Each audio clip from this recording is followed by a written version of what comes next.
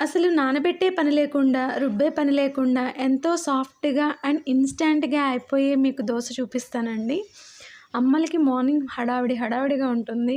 Breakfast ఏంటా అని ప్రతిరోజు వెతుక్కోవాల్సొస్తుంది. ఇవి ఇన్‌స్టాంట్ వీట్ ఫ్లోర్ దోస అండి.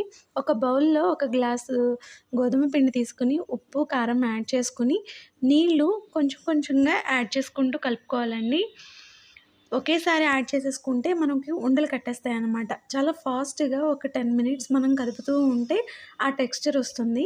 దోస వేసుకునే టెక్స్చర్ ఒస్తుంది. కాసేపు మూత పెట్టి ఒక 5 మినిట్స్ నాననివ్వండి.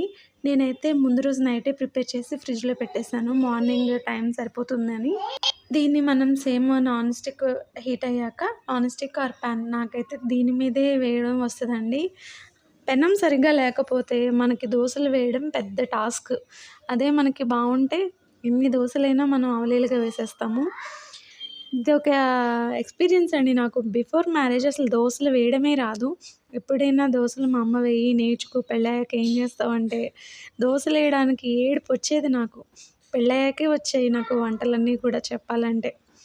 అందరి పరిస్థితి అంతేలేండి అమ్మాయిల పరిస్థితి. దాని మీద ఆనియన్ వేశాను. క్యారెట్ కూడా సన్నగా తురుముకొని వేసుకోవచ్చు. అసలు ఆనియన్, క్యారెట్ కూడా లేకపోయినా కూడా బానే ఉంటుందండి. ఈ దోస మనకి టమాటా పచ్చడి గానీ, ఆవకాయ గానీ అలా బావుంటుంది గానీ, పల్లి చట్నీతో అంత ఏముండదండి. కాకపోతే వేడి వేడిగానే తినాలనమాట. అక్క వేడిగా ఉన్నాయా? నేను తినేస్తా. మరిన్ని వీడియోస్ కోసం ఛానెల్‌ని సబ్స్క్రైబ్ చేసి లైక్ చేయండి.